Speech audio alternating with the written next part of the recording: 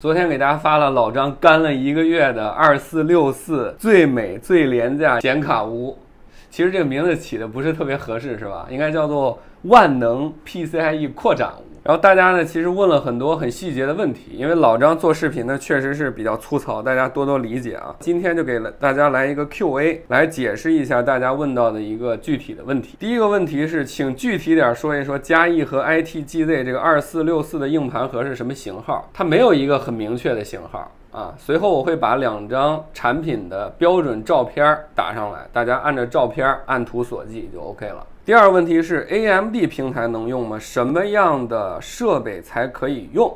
如果你是英特尔平台，那就需要兼容雷电3或者雷电4，你牛逼雷电5也是可以的。如果是 AMD 平台，需要兼容 USB 4。苹果平台，如果你是 M 系列的芯片，对不起，不支持显卡，但是支持声卡，支持万兆网卡，支持的列表请去问牛逼的苹果，不要问我。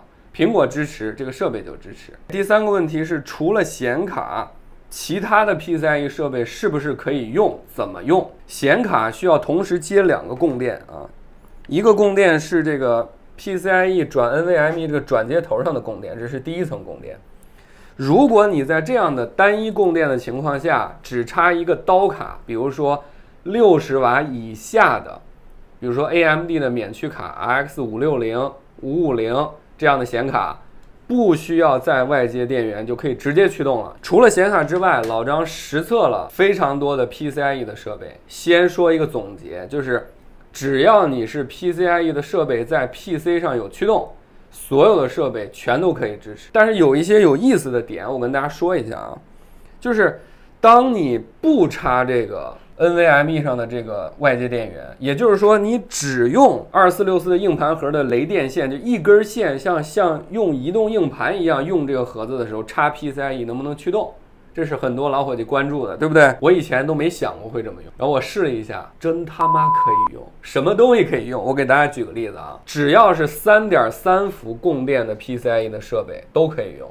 那什么设备支持呢？所有的这种 SATA 扩展卡都可以用，不需要外接供电。我实测了，特别是给苹果用户实测了非常多的万兆的这个网卡，这个驱动情况怎么样呢？我手里有的这个是浪潮服务器版本，插上去必须外接供电，所以你是需要接个电源的，这个我认为就不能用了，不好用了。然后特别离谱的是，英特尔公版的，这是深圳产的，就是咱们所谓的寨版的 X520，插上去不需要供电，苹果免驱。当然了，其他的设备只要是低功耗的设备，我认为不需要外接电源都可以测。但是老张不对这话负责，我没测过啊，没有那么多设备，我也不需要，对吧？第4个问题是会自动启动吗？它是怎么供电的一个情况？我给大家讲一下，就是如果你把电源插在了电源上面，它是会一直给你的显卡供电的。其实这个是不太好的，所以你每次用完最好把它拔掉，或者你买一个带开关的电源，把电源关掉。你开电源的一瞬间，就是插上220伏电源的一瞬间，风扇就开始转了，但是显卡是不转的。当你插上雷电线到你的电脑上，一开机的一瞬间，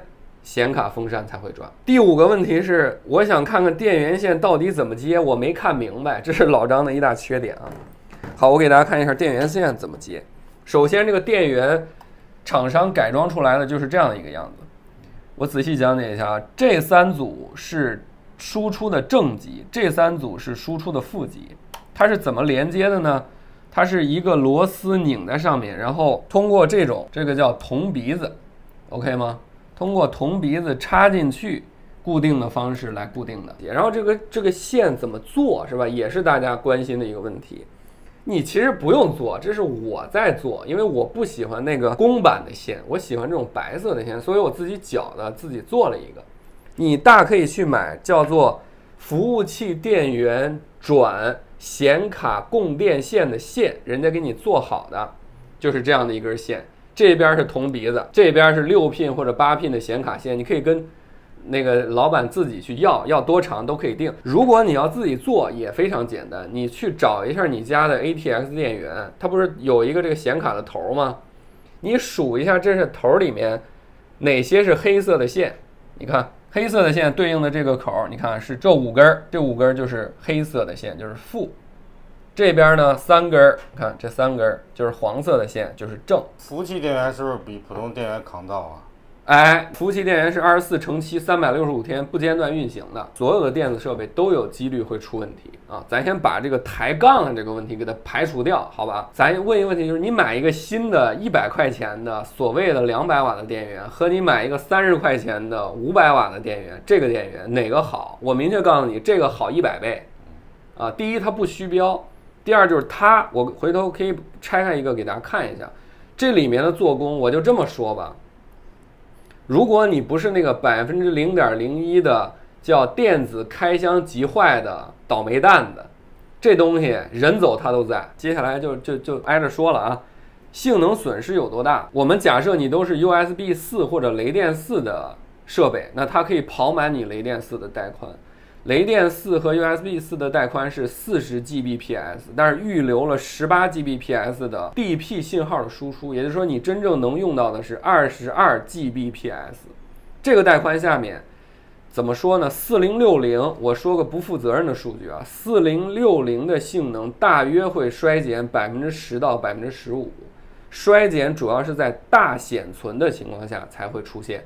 这个事儿没有人可以给你测出一个特别详细的数据，我认为也没有必要。为什么呢？因为你扩展外接显卡是可不可以接外接显卡的问题，跟我内接损失多少，你内接不了啊。但是大家要知道的是 ，PCIe 直插是最好的方案，第二好的方案是 All-Q Link PCIe 4.0×4的方案，第三个方案才是雷电的方案。4090那就衰减到海了去了。接下来的问题是，我的 USB 4硬盘盒按照老张你教的方法买了一样的配件，为什么不能用？很简单，2个问题。这个东西能不能用，取决于你的电脑端和你的盒子的固件端。我上周集中时间去解决了一下它的固件升级的问题。让人难以想象的是，我买的这个麦沃的硬盘盒，它的固件是2023年的12月版本，最新的固件是2024年的7月29号版本啊！我现在已经就是做出来了这个固件的整合包，可以通刷。随后呢，我会把链接在这个视频的下面给大家公布，只要是2464的。